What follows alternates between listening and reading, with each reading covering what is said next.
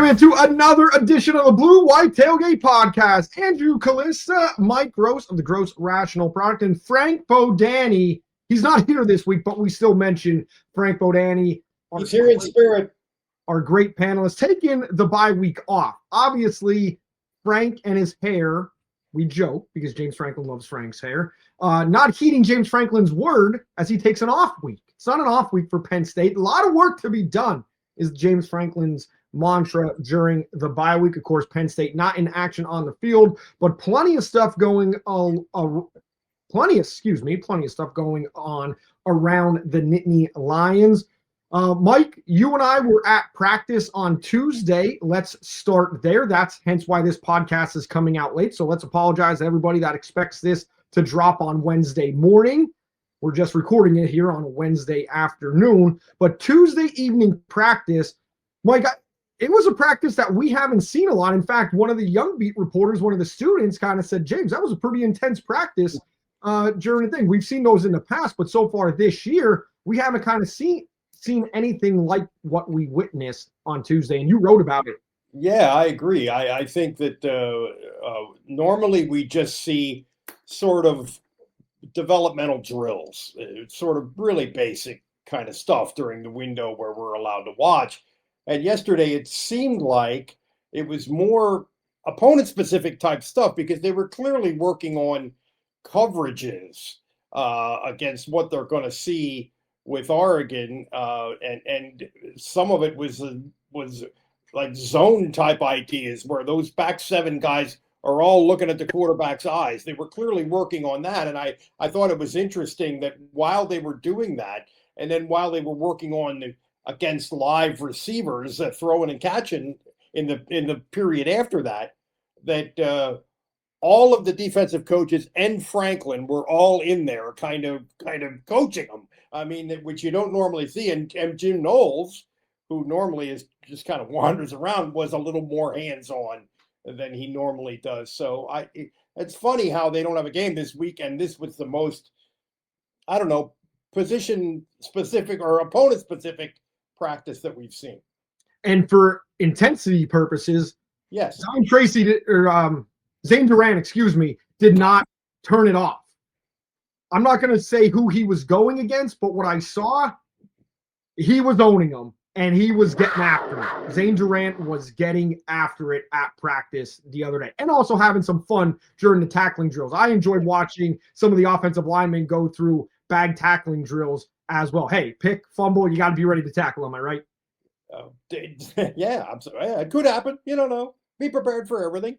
Zane Durant and Dennis Sutton are not only unbelievably talented football players, they're unbelievably motivated football players. They practice hard. It's impressive to watch, no doubt. Yeah. I witnessed Drew Aller put one on the money from about 40 yards with just a flick of the wrist. I think it was a reserve wide receiver, Ethan Black, I think, had to dive into. That was when they were working on the man coverage stuff, which was interesting to watch, yeah.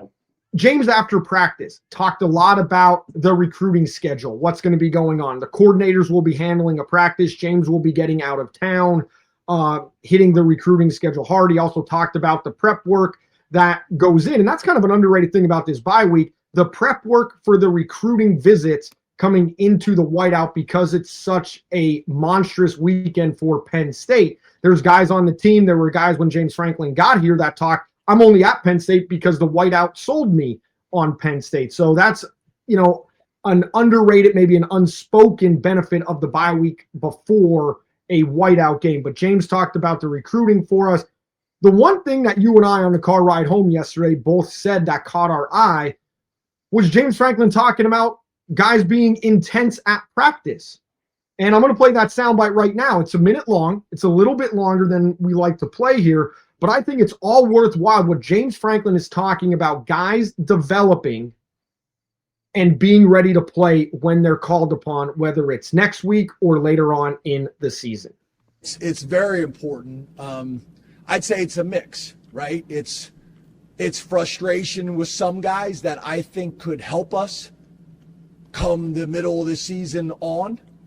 And the coaches seem to have a greater sense of urgency to get them ready than they do.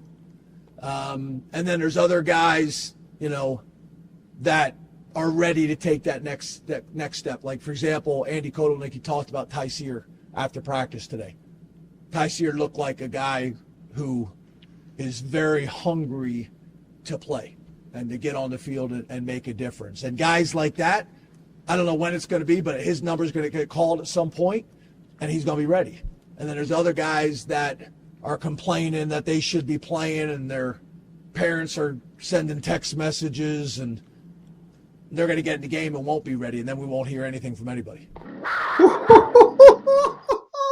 Wow, this is the James Franklin that I actually love. More of this.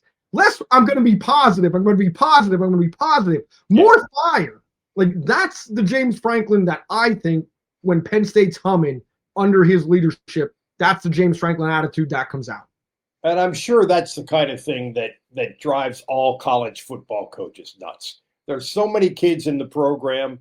Most of them are obviously not starters, and most of them aren't playing as much as they would like to. And, Tyseer Denmark is a guy who has shown, he's a wide receiver, and he's showed some things since he's been here. He's a redshirt freshman, but he's not currently in that first group of 4 or 5 wide receivers that's going to play on Saturdays. And there probably are a lot of wide receivers who are in that situation who have been affected by the fact that they brought in 3 transfer veteran college wide receivers. So some of those guys are probably reacting to that like they're pissed off and they're hanging their head a little bit. And what his point is, Tyseer Denmark is taking it as a challenge and showing up every day and doing the work so that his time is coming.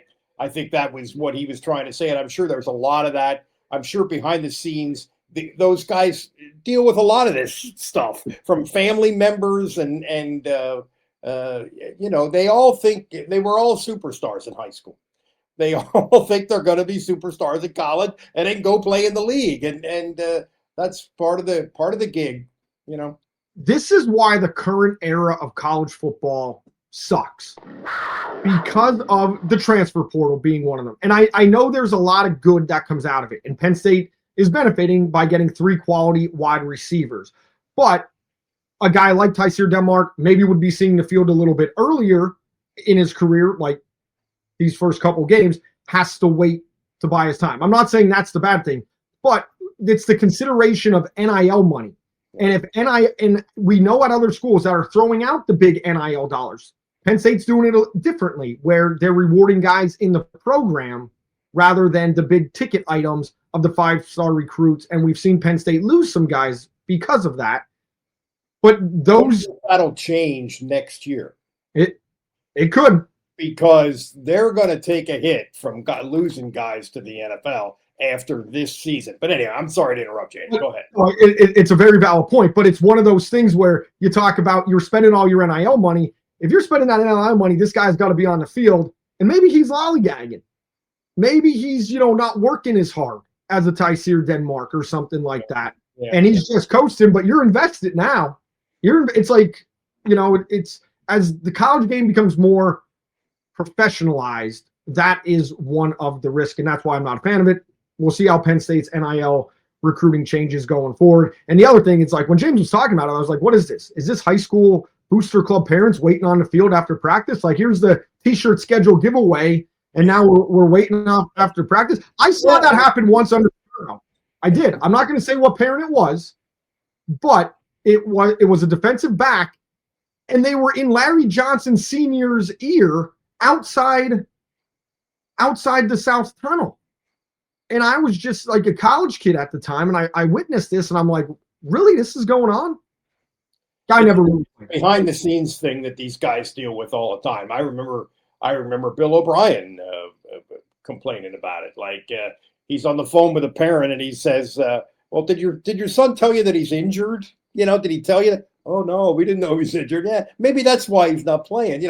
I remember that. And even Joe would talk about this from time to time, and, not really in a belligerent way. But, it's something that these guys have to deal with all the time. And then the grass is always greener. Maybe they're looking to transfer. I mean, it's one of those things. And you talked about the like creeping professionalism of college football, where one thing that kind of exacerbates this problem that is not professional at all is that the players have no contractual obligation to stick around, which NFL players do, you know. And there's going to be a time. I think the media across the country, I don't want to say is soft, but is respectful of kids and their age. But over time, that's going to wear off. And it's going to wear off from student media first. And then we're going to see how these things go. These guys are sitting in the same classroom. So that's my prediction on how that is going to go. But speaking of Bill O'Brien, just being in practice and the intensity that we saw, the player intensity that we saw yesterday reminded me of Bill O'Brien, the first camp he held on media day when we went into practice, and he started yelling at the guys about the media and about not caring that the cameras were there and that we needed to back up. And he's yelling at us. It's like, this isn't spring ball. This is camp. And everybody's like, I do remember him. Hey, you guys got to move back, or it's going to be. I do remember that. Yeah. But he was great. He just his attitude was, if you understood what his attitude was, you just appreciated him so much. I did anyway. I thought he was very cool. I used to call him Dimples because of the dimple chin. Really angry. He called him Dimples. Chin dimple. Never to his face. I never had that opportunity to have that relationship with him. Yeah. But yeah, so it was always great. I always liked asking him questions in the press conference. Yeah. He was one of the good guys. Yeah, he is one of the good guys. Yeah. When we talk about that getting ready, and it seemed very opponent specific. And let's be honest, everybody thinks Penn State has been working on Oregon a little bit every single week. We haven't seen it. We don't know what they were specifically working on. It just seemed like there was opponent-specific stuff going on. Mike, I'll let you lead into this soundbite because you had a question regarding this. And I thought it was a great question to Jim Knowles earlier today. Yeah, well, we didn't do so well against them in our first game against Oregon either. So, they're a really good offense, and they challenge you formationally and with all the different things that they do. So, just have to make sure that we have the guys in the right places. A lot of times against these teams that do so much and they're talented, if you're not in the right place, you don't have a chance. First off, for everybody, Jim Knowles should have had the hood up, and it was darker to start the press conference where it would have been exactly like the Sith Lord. And also, Jim, way too much excitement there on the Zoom call. Got to tone it down. Jim Knowles is electric, my friend. But anyway, the question was, Oregon in the Big Ten championship game last year against Penn State. They flew down the field. They had 4 touchdowns in the first quarter and with 10 minutes left in the half. They had 28 on the board.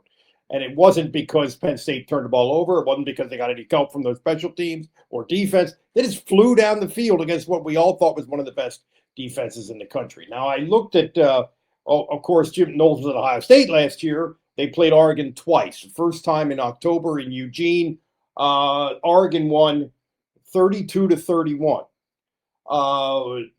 Dylan Gabriel passed for 341 yards in that game and was sacked 0 times.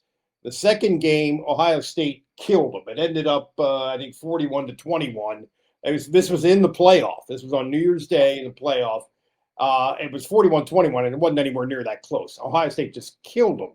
In that game, Gabriel was sacked 8 times for minus 56 yards. Their net rushing, Oregon's net rushing in that game was minus 23 yards. That was the big statistical difference between those games. Now, whether Knowles figured something out or I'm not sure if that's the entire explanation, but as we were talking about last night, I think we were talking about this, pass rush, I think, is going to be a key element in this game. Yeah, and that's where it comes back to, I've been high on Zariah Fisher before the season. Nothing he has done so far in his 2 games coming back off of injury has led me to believe that he's not going to be a key asset going forward. He's fast off the ball. I mean, he's not DDS fast off the ball, but super fast off the ball. And at the same time, as talking to some of the other guys, Thomas Frank Carter's who I was talking to, he was the one that pointed out the bull rush that he's been able to get is just an added element to his game. So that's something to look at as, their defensive line has been very good. Now, if you compare it to last year, they don't have Abdul Carter, but their defensive line maybe has been their best position group so far. But I think another piece of it is that Knowles is going to have to figure out a way to give this Oregon quarterback, and it's not Dylan Gabriel anymore, which I think is worth mentioning, who I thought was an excellent college player. Because there were many times in that game where Gabriel ran around a little bit and extended the play, and boom, a guy's wide open over the middle of the field. I mean, there were a lot of times when that happened. And, of course, Knowles, you could argue that maybe he figured something out from the first meeting to the second that will be useful 2 Saturdays from now. Like anything, I think if, you inject somebody with truth serum, it would be Jim Knowles figuring it out, Ohio State getting a lot better at the end of last year to what they were, especially defensively. And offensively, because you could do more defensively when you have trust in your offense. And as Will Howard kind of figured things out going throughout the season, it allowed Jim Knowles to do something. And Oregon, I think a lot of the talk was Oregon kind of, I don't want to say was plateauing, but they weren't getting better exponentially every single week. And after you watch what Ohio State did to Tennessee, you were like, the Buckeyes are pretty humming right now. So they really were. Yeah, that's true. That's a fair point. Despite their inexplicable faceplant against Michigan, which is the team they want to beat the most, of course. But I don't know what that was about. But anyway, the other thing I think to remember about that Big Ten championship game is that Penn State was down 28-10 at one point. They got back in the game really by running the ball, which when you're that far down, you're not supposed to be able to get back in the game by running the ball. Not only did they run the ball very, very effectively, and you remember Katron Allen just rumbling in that game, but also I think by running the ball, they slowed Oregon's offense down a little bit. Yeah. Move the chains and just it's weird to say shorten the game when you're down by 18 points, but that was almost an element of it. So, we'll see. It's different people, different coaches, different players. But it's really going to be interesting to me to see what Knowles comes up with. All the coaches, coordinators, assistants, James Franklin, they're asked ad nauseum, evaluate this guy, evaluate the number 5 running back, and how is he close to taking over the number 4 running back? We get this as we're searching for content. I love my colleagues on the beat. I love and respect them so much. I really do. I'm saying this. I'm not just saying that to be diplomatic or nice, but I get a little tired of those questions. I think there's a little too much of that because you know what James is going to say, basically. Anyway. And it's not we're not criticizing that by any stretch of the imagination because there's a point for everybody's job in the way the really in-depth for the Penn State websites. Yeah. They have to go about and do their job. These are feature articles, and it goes to the future of the program. But I always wanted to, and I was a week late on, getting my hand raised to ask James to evaluate himself. And I can't ask him that now because he's going to be like, well, that's a big picture. That's an off-season type question. Well, good job, Andrew. Talk about a Casey at the bat swing and miss. But Mark Woganwich goes right to Jim Knowles and literally just took the words out of our mouth right here about you're always asked about the players. Evaluate yourself. So Jim Knowles evaluating himself earlier today, and we thank our good friend Mark Woganwich, Wogie as we call him, for this question.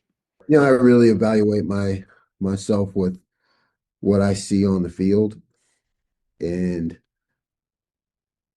what I've been seeing are guys in the right places. And that's my job is to make sure I put them in the right places. They have to make the plays. But I'm seeing so far that they're learning, picking things up, getting to the right spots. So that's how I evaluate myself. And it's ongoing because there's an exam every week. I love the beginning I love the end. And in the middle, it's all about guys being in the right places, and that's his job. Which is kind of his go-to thought. He always says that. I got to get the guys in the right places. It basically was an accountability standpoint. If I'm doing my job to put you there, you 11 on the field, the rotation of 18 guys that are playing, 22 guys that are playing, you have to go out and make the plays. And you know, this is maybe the third time that we've really got to talk to him at any kind of length since spring practice, since preseason and everything. And I do think that he was more, he thinks progress has been made based on what he said today. I think he thinks that in terms of the guys understanding what they're doing and being able to communicate with each other and be in the right places, I think he feels like, because he wouldn't just say it if he didn't mean it. I mean, I'm contrasting what he said today to what he said previously, and it seems like he feels like progress is made. He's still, and somebody asked him specifically this, he still thinks they need another linebacker to step up. That's where I was going next. So Yeah. we talked about the bluntness and the honest assessment, and him saying that earlier in the press conference, which was a soundbite I almost picked to run, is Knowles talking about the three linebackers that they have and where's the confidence. And he basically said, work in progress. They don't feel they have anybody right now. Yeah. Yeah. And some of those guys we would have thought would step forward. But I mean, I don't know if that's even fair to say that, but the three guys they have that are playing almost all the time are, of course, Rojas and Campbell and DeLuca. They've been good. I think they've been pretty good so far, and have gotten a little bit better each week. So that part of it is positive. But hey, we can all remember when Penn State had that, I can't remember what season it was, where their linebackers just kept dropping like flies, and they ended up with guys that, guys from the scout team playing starting middle linebacker against Michigan and that kind of thing. So you need more than three. I don't know that it's a 5-alarm emergency, because most of the time Penn State only plays two. They only use two, so they could probably get by with that, at least for now. But development at that position, I think, is really a project. I think it was 2016, early in the year. Was it not? Was it Jan Johnson? It may have been because Michigan really smacked them around out there, like week 4 or something like that. I think because it wasn't 2014. Brandon Smith got That ejected in the game. That's the game I'm thinking of. That was and it was a terrible call, terrible upheld for targeting on the replay as he's going for an interception. Look at the ball, collided with somebody. That was one of the worst targeting calls I've ever seen. I'll never forget. I got into it with a media member not on the beat, is in radio on Reading, Syracuse graduate, and was telling me I have to stop looking at it through my blue lenses. And then the Big Ten came out and said that should not have been a targeting penalty. Yeah, that was Bill Carolla and I had a good back and forth. It's two guys going for the football. Why would it not be targeting on the offensive player? Yeah. Here's the soundbite. If you're watching it, I'm looking off the screen. Here's the soundbite. The question was from Greg Pickle. I'm curious where you feel like your linebacker room is from a depth perspective after your top 3. Jim Knowles. It's a work in progress. We're trying to bring Tash into the mix. Again, he's a true freshman, so that's difficult, but we think he has the skills to do it. But we've really been trying to get him in the mix to see how far he could progress this year. That's short and to the point, and that's one linebacker. Yeah. There's a lot of guys in that room, and they're looking at possibly 4. And they probably got hurt by the Robinson kid transferring to USC. That's one where, he almost certainly would have been one of the top 4, right? And he would have been kind of the answer to this question. But that, that happens. And that surprised the staff. That surprised Franklin. They clearly did not see that coming. That was kind of an 11th hour thing, and he's at USC. So what are you going to do? Can't do it. We're going to talk a little bit more on the transfer portal and hits and misses. I'll tease it a little bit next week when Frank's back on the show, because I think it's an interesting discussion with Harrison Wallace III, what he's doing, Bo Prabula, Will Levis. We'll get into it. And I think some people would be surprised by some of our takes on it. Harsh in some places, maybe less harsh in others. But let's get to the Villanova game and a little bit of the recap. Mike, you and I did something on top of the press box or on top of the luxury boxes, whatever we want to call it now. The luxury deck. We were in the dark. We were in the shadows, much like Jim Knowles say on the And Zoom. an air of mystery and pathos to the whole thing, I thought. It was great view. Loved it up there. I don't know what we've learned through 3 games. And after the Villanova, I don't know. I was standing down on the field, and I said to the person standing next to me, I said, this should be a seam route to Pena. And right hand up to God, it was a seam route to Pena. Now, I thought he was going to have single coverage. He did not. The ball was dropped. They really got good safety help on that play. Yeah. But the throw was beyond Exquisite. Yeah. Exquisite. That's good. 10 points for me dropping the word exquisite in there.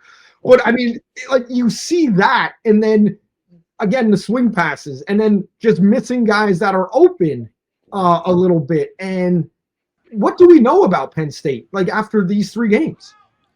You know, I think James said that he thought the defense took a step forward in the Villanova game. Mm-hmm. And that's sort of how it looked. And he also said the linebackers and the safeties did a good job of taking charge of the game. That's one area where progress has been made. And if I'd have got a chance to ask the second question today, I would have asked Knowles to expound on that, what that means. And he did talk a little bit about the safeties and their role in communication. He talked about that today, and you know, seemed to think that progress is being made in that area. And we know that the linebackers kind of call the signals and direct people around and stuff. But yeah, I do think they defensively they're roughly where they want to be as far as we can tell. Let's put it that way. Yeah, and you know, talking to some of the defensive players after the game, you know, Tony Rojas talked about just playing faster. Yep. As they see more reps. Elliot Washington, you know, just talked about being more relaxed out there. And I don't know if he said more relaxed, but I felt that's like what he was saying, just understanding things a little bit more. And I think it's a system that requires all of them to read more, not just I'm in my lane and I'm where I'm supposed to be. Read more. So if they're playing faster, it means they know what they're reading. Yeah. They know what they're reading, and they're reading the right things, and they're comfortable with making those reads fast and go. Yeah. Yep. And LeVar Arrington talked about that specifically on this podcast about having those guys available just to be turned loose. Offensively, I think it's mind-boggling that we look at Penn State putting up 52 points, having the spread essentially covered. You know, wild play. There was a group of students cheering behind me. They obviously had the cover. They had Villanova with the points. Villanova plus the points. I don't blame them. It seems like just Penn State is stuck in quicksand trying to score touchdowns on these times. And they've had drives in great positions, like a drive that started at the 6 or 8 yard line this year, no touchdown. Like the 20-yard line this year, no touchdown. There's been more than a handful of those. You know, there's been about 5 of those drives. And they've had some long touchdown drives. Yes. First drive of the game on Saturday was, I thought, probably their best drive of the year. And, you know, the final scores have been a little deceptive because, I mean, on Saturday you get an interception return for a touchdown. The week before you had the Chasmanian Devil getting the strip sack and running down to the 2-yard line. Generally speaking, they've had a field position edge. I mean, not a little bit less on Saturday, but generally they've had a field position edge. There have been and also interceptions in opposing territory. So you're setting up shop with a very short field.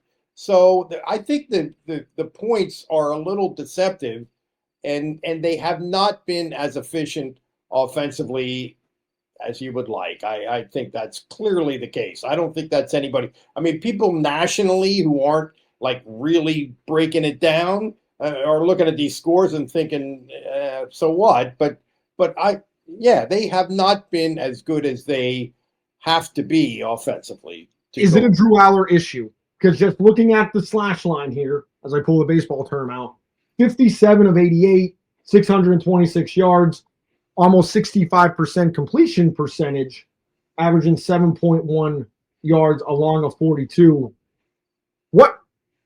Is it a Drew Aller problem? He's the quarterback. All the eyes are on him. He's the one that everybody looks at, especially as a senior, a third-year starter, and second year under Andy Kotelnicki. Yeah. All of those things we used to say, well, the coordinator changed. We used to say, well, he doesn't have any wide receivers. We used to say, well, he's being very protective of the football. Well, we used to say, well, he's his first year as a starter. All these things that we used to say that were perfectly fair, you can't say them anymore. Generally speaking, you can't say those things anymore. So, it's time for him. He knows that. And he's going to have to just reach inside himself and become like fully himself in these game situations. We've talked so much about this overthinking stuff. I think that's a little bit of a simplistic way to say it, but you do have to become what you fully are in these big spots, and that has to happen, and it has to start happening 2 Saturdays from now. Is the pressure? I hate asking the question this way, but is the pressure getting to some of these guys? We're going to talk a little bit about the running game in a bit, but is the pressure getting to specifically Drew Aller? Because I feel it's a yes and no type thing there, where there's outside noise, and yes, they block it out, but there's so much about throwing the ball downfield, and then it's missing reads because maybe he's being more aggressive throwing the ball downfield and, not taking care of some of the little things. Franklin has talked about him flushing it and moving on. He handles the media post game so much better than he did at the start. And I'm not just talking about the Ohio State game. He was always a real short. And then if it was a more complicated question, it seemed like the answer kind of ran on a little bit. Now I think there's more substance to the answers. So how do you feel when you're talking to him post game? Like, is the pressure, do you think he feels the pressure, the outside noise of the expectations with this? And is it because of how the season ended last year? It's a good question. My sense is, could be completely wrong. We're talking about getting inside a kid's head. But my sense is that the pressure on Drew Aller is self-inflicted. I think he wants to be good so bad. He wants to lead this team to the next level so badly that my sense is that it's self-inflicted. He used to be too cautious in terms of his decision making when he's standing in the pocket. Clearly, protect the football. That was his first year as a starter. Now it seems like he's passing up easy access throws to look for something more. You know what I'm saying? I think that was very noteworthy. Noticeable. That's the word I'm looking for. Noticeable on Saturday in the Villanova game, where he passed up some pretty easy stuff because he's trying to push and push and push. I think there's a level mentally and emotionally and in terms of his approach that is perfect, and he's not at that level yet. On the same side of the ball, just flip the position a little bit, we have the running game. Katron Allen seems to be a little bit different gear right now, reading the defenses a little bit better, setting guys up. Nick Singleton, you mentioned that a little bit ago, the opening drive for Penn State, straight ahead carry. I know at one point in the drive, it was a straight counter from around the 20-yard line. And I thought, man, if Matsui was lined up in the backfield, a lot of people would be like, oh, the glory days are back, my friend. No fullback on the play, but a straight power counter with a backside kick, and then Nick Singleton with a straight ahead dive. We don't see a lot of those players. So or a lot of those plays, under Andy Kolnicki. So I asked Nick Singleton about, does he feel that's an underrated part of his game after Saturday's coverage? It's going to be a great back, speed back, but also be a power back, get them dirty runs too. So, a lot of people overlook that, but that's the game that I'm trying to still prove. I ran that soundbite because he said a lot of people overthink that. James has talked about him overthinking as well, and this is simple. Ball out, go straight, get 3 yards. What is going on with the running game as Kaytron Allen had 20 carries, Nick Singleton 20 carries, Kaytron Allen 10, because it seemed like, and you talked about this Saturday, force feeding him to try and get him going. Yeah, as far, I thought they clearly were trying to get him going on Saturday. Franklin denied that, and he made the point, and this is true as far as it goes. Kolnicki is not looking at who the running back is when he's calling the plays. Okay, but that first drive, the first possession in the game, which ought to be and probably is largely scripted, Nick Singleton got 8 carries, and they do know who the running back is because he was the starter and he was in for the whole drive, and it was successful. They scored a touchdown. Nick Singleton scored the touchdown. There was a play in the game Saturday where they dumped it over the middle to him, a little pass to Singleton. He caught it and he turned around, and you could almost see him thinking, "Well, no, I'm supposed to make a move now.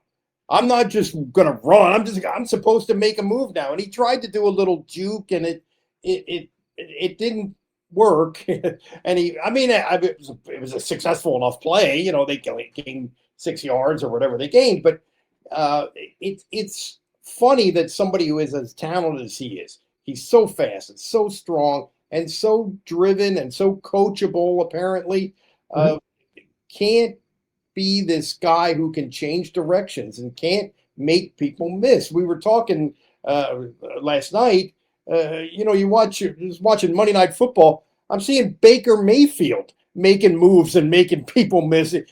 Just that kind of cut and change direction. If he could just do that, it seems like it would make a huge difference.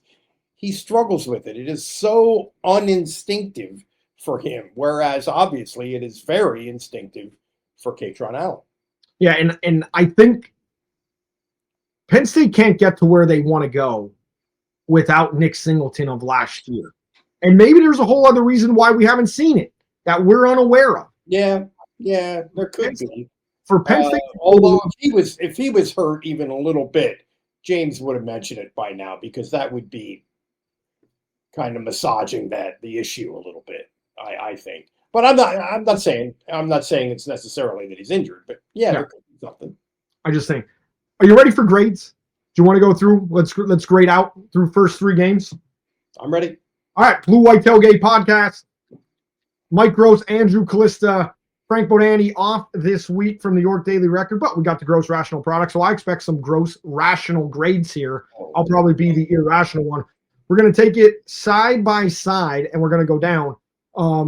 So let's start with the most important part of this team as quarterback. How do you grade Drew Aller through 3 games? I'm going to give Drew a C-. He has not been bad, but again, we're grading on a curve here based on reasonable expectations, considering the competition and considering his level of experience. I'm with you. I'm 100% on C- just because the expectations are so high, and outside of 1 or 2 throws, 2 throws actually in my book, we've seen as flashes. We have not seen a Drew Aller that we saw towards the end of last year. He hasn't been bad. He's not going to be bad. But again, what they need from him and what a reasonable expectation is, given his talent and experience. Exactly. And especially we're grading a little bit on a curve based on the opponents. Oh, no question. That they face. Obviously. Running back. I'll go first. I have him as a B- so far. I would say B+, because I think Kaytron has been really good. and they have gotten better each week. They've run the ball pretty effectively overall. Nick Singleton's issues notwithstanding, I think they've been good at that part of it, especially considering, and we're probably going to get to this grade in a minute, that the offensive line has not pushed people around quite the way we expected them to. Yeah, and the running back grade is indicative of what the O-line is doing. Of course, yeah. I don't see as many chunk plays as I would expect from the first 3 games. Hence why I'm going B-. Katron Allen does have that one. Nick also has one as well that popped right into my memory. O-line to me has been a disappointment. I'll let you give your grade first. I'll give them a C because I think they've gotten better each week. And as James said, they got a little more physical. Well, they ought to be physical against this kind of competition. And I mean, Villanova runs a very unusual defense, but they did play a little differently than they normally do, I think, with a lot of 4-man fronts. I mean, I think they're getting there, but they've got a ways to go. I'll give them a C. I want to say C-, but I'm gonna go light with the C. And a reason why that I don't. Drew Aller's been sacked 3 times against minuscule competition, at least in theory. And I fully take that team struggle every single week against opponents they should beat. But when the the phrase 1994 comes out, and that's dropped about only giving up 1 sack in the year and stuff like that. Yeah, and how about that? You're elevating expectations. That's like right. Yeah. In the room, you're elevating those expectations to maybe unsightly, thoughts. And I just think they haven't been able to just lean and power. I expected this O-line to be kind of like Michigan was in 2023, run the same play 12 times over and over again. Yeah, it felt like that might be the hallmark of this team. I think, and that comparison to Michigan in 2023. So far, that has not been the case. Yeah, I would still get there. Caveat being, I think there's a switch that hasn't been flipped on. No matter how much you preach 1-0, this game is sitting out there. We'll see if they could turn the switch on, but I do think that has some effect on the players. Yeah, I think it probably does too. And if you're an offensive lineman, you're not like chasing the ball. You're not tackling somebody. You're not. There's a little bit more of it's a different kind of thing than most football players have to do. So maybe there is some of that would impact the O-line more. I don't know. Maybe I'm reaching. I'm going to go C-. I'll go tougher, C- just because of the whole expectation in that phrase. I know I'm probably grading, on a very bad curve here. Wide receiver, I've been impressed with the wide receivers. I have the wide receivers as an A-. The way really? A-. The way they come in, I'm going to go B for the wide receivers. I would like to see more than one of them sort of featured in a game. Hudson had a big game. Ross had a big game. Payne had a big game. Payne has probably been the most productive when he and of course Ross supposedly was not healthy. But I think they've been good. I don't think they've. Yeah, I'll give them a B. And it's tough for me to, as I said, an A-. And James talked about that Tuesday night about getting more than one to be that guy in a game. Well, So far, Luke Reynolds, and we're going to grade tight ends in a little bit. Luke Reynolds has kind of been that guy, for a little bit. So they still have 2 guys catching the ball. They're all blocking away from the ball. They're all doing little things. They're good at that, and they're very committed to that. That's obvious. And haven't really seen anything that out of their group really drops and has hurt the team. At least off the top of my head, as I'm thinking back. Yeah, they have not had big drops. Maybe 1 or 2. Yeah, that's fair. Yeah. Drew is looking deep, so he has confidence in them. Pena runs crisp routes. He is a route runner, as I've compared him to Jordan Norwood, kind of a Deion Butler type a little bit. Yeah. So I mean that's it. And again, if Drew Aller is struggling a little bit and the O-line is struggling a little bit, it's tough to it's the ultimate team sport. So it's tough to grade some of these guys. Tight end. Go ahead, Mike. No, that's it. What's next? What's the next group? Tight end.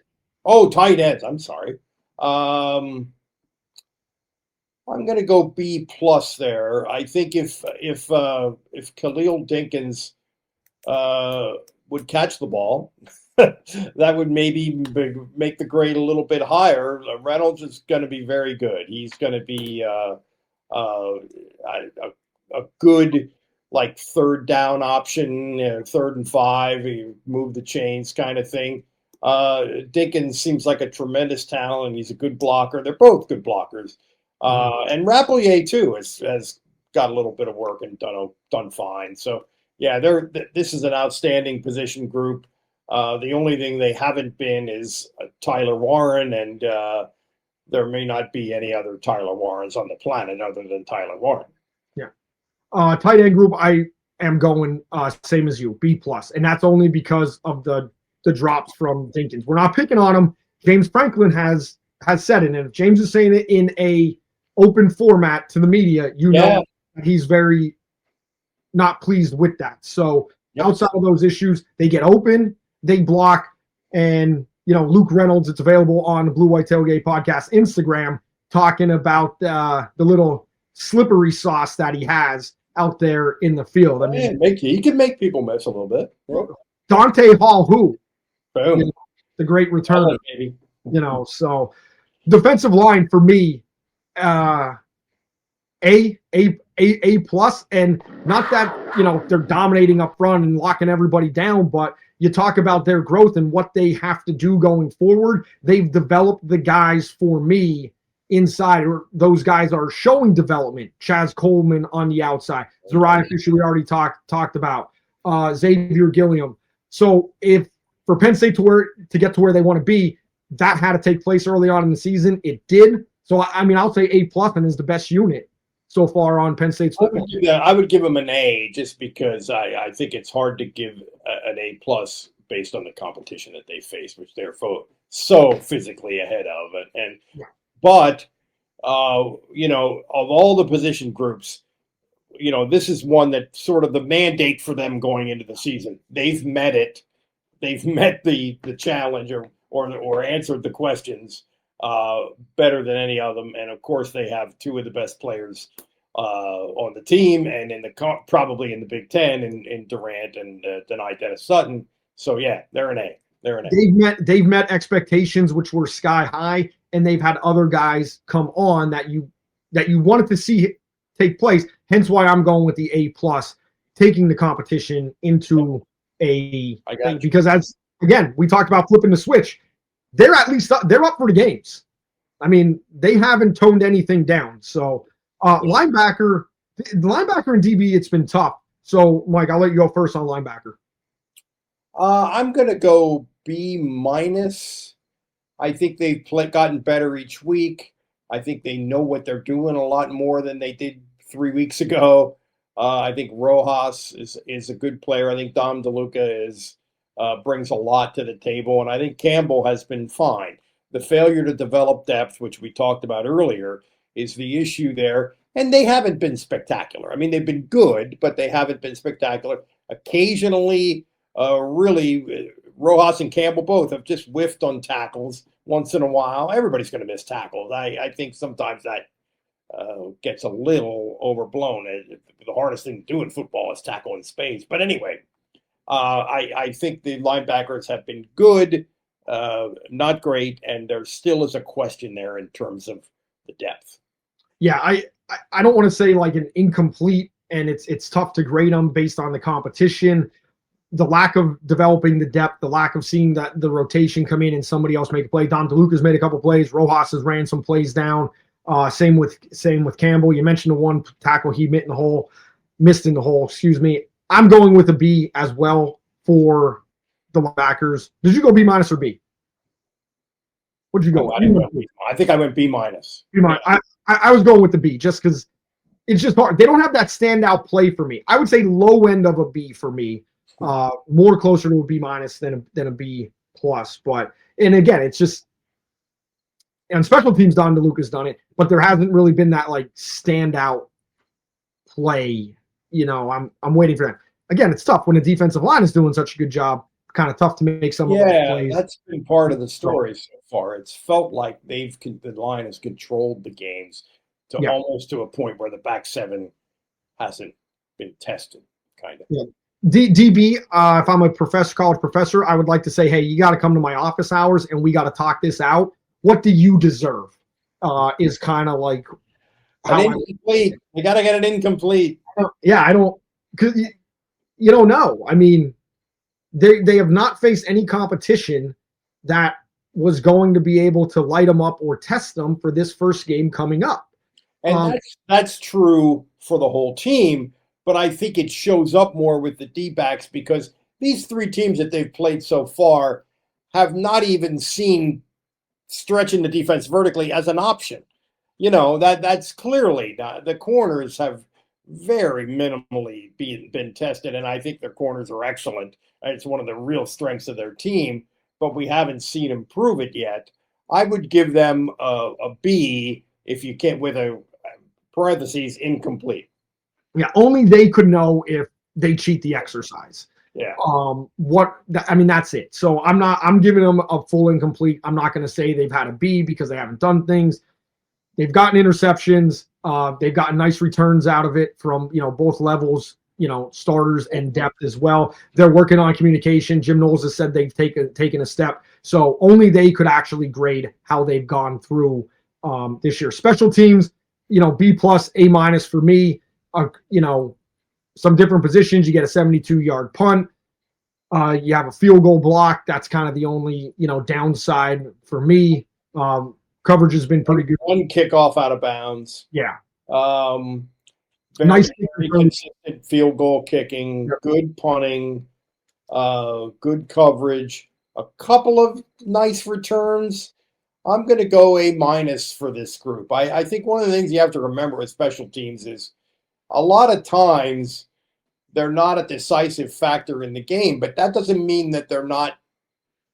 That's sort of a good thing for Penn State. Penn State is, when they're playing a team, most of the teams they play, they should beat, and special teams can screw that up. If special teams doesn't screw it up, that's good.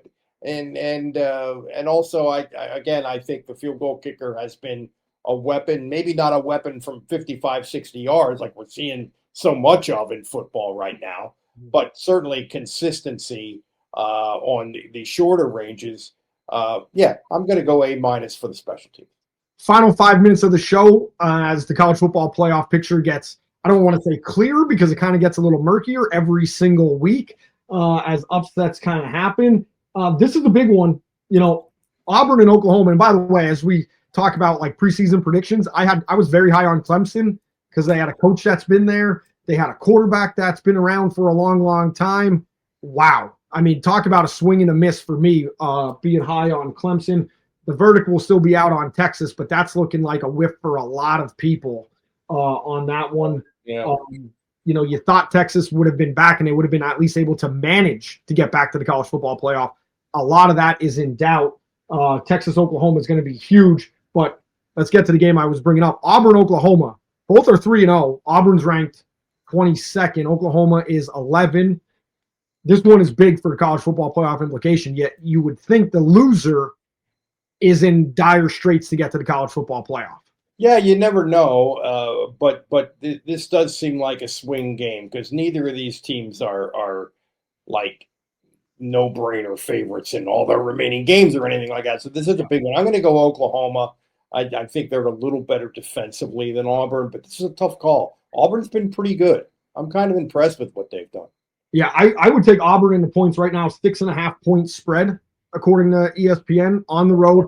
I would take Auburn in the points, but I think Oklahoma, there's just Brent Venables has to get it done this year. So I think that plays into it. And I'm very big on picking, who's on, hot seats to get things. They look like a big physical athletic team, pretty much so. I think they're, I don't want to say they're back. They're not back, but they're a good football team right now. I think they're probably a playoff caliber team. Tulane and Ole Miss. Tulane is unranked, getting a lot of love to be picked to go to college football playoff as the group of 5 representative over South Florida. They're a 10-point dog to Ole Miss, and I know Lane Kiffin doesn't have a lot of these games go against him, but you would think, Ole Miss is riding kind of high. Harrison Wallace is the leading receiver, 15 catches, 339 yards. Obviously, it wasn't a talent issue with him at Penn State. Lane Kiffin unlocked Harrison Wallace. So I'd probably pick Ole Miss, and even with the points, go Ole Miss. But this one could be interesting. This is one of those. It's like, yeah, you feel kind of good, but there's 30% of the back of my mind saying Tulane. Tulane's sneaky. Tulane's dangerous, but Ole Miss, I just their offensive system is so good. I think. Yeah, Kiffin is really good at that specific thing, teaching offense, and I think they're hard to play against for that reason. I think they've underachieved a little bit the last couple of years. I mean, with everything that they have going for them, especially that coach and that offense. So yeah, I like Ole Miss. Texas Tech, Utah. I'm going to go Utah a little bit. I think maybe a little bit more physical team.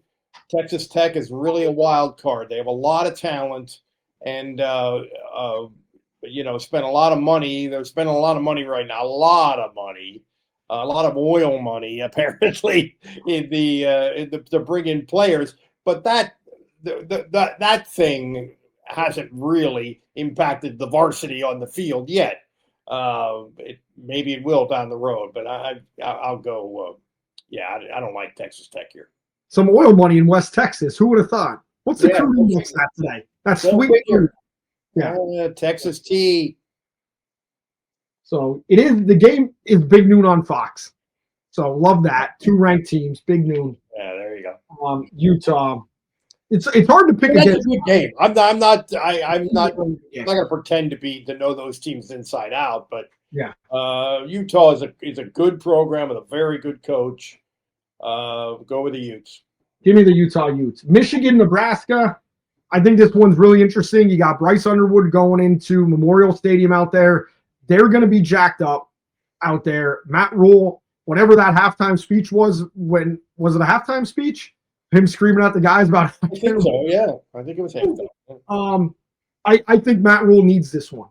I think Nebraska really needs this. I think this has to be one that he gets. So I'm gonna go with their quarterback, who was a 5-star kid, is starting to figure it out. It looks like, and they're at home. Their defense is better than it's been in a while, I think. Yeah. This is a tough one. I think Michigan's pretty good. They're really reliant on a very young kid at quarterback. Tough call. I'm going to go with the Huskers here by a whisker. They're a 2.5-point underdog, Michigan being the favorite. I'm going with Nebraska, and just because Matt Rule needs it. I think there starts to become some whispers out there. Yeah, it's a key game for both of those teams, I think, to be happening pretty early. We're not picking Purdue and Notre Dame as Notre Dame game, continues to go. South Carolina, we're picking 3 more here. South Carolina and Missouri. Bo Prabula is a 9.5-point favorite in that one. Sellers, I haven't seen if he's in or out, but I'm just going to say that's really swings on that. If he's anywhere near 100%, I would go South Carolina. If not, and I don't think he is, and if not, then I would go with Bo and Mizzou. If Bo Prabula hits 1,000 yards through 4 games, look out, Nittany Lions fans. Look out, baby. After this. I'm going with Missouri. Miami, I'm picking over Florida just real quick. They're a 7.5-point underdog. The U looks pretty good. So maybe. Yeah, I'm with you on that one. Yeah.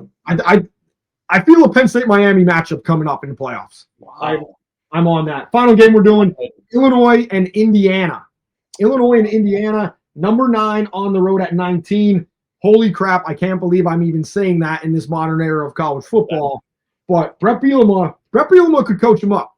And I like Bielema. I like the fact that they have a quarterback that's been in college for 11 years.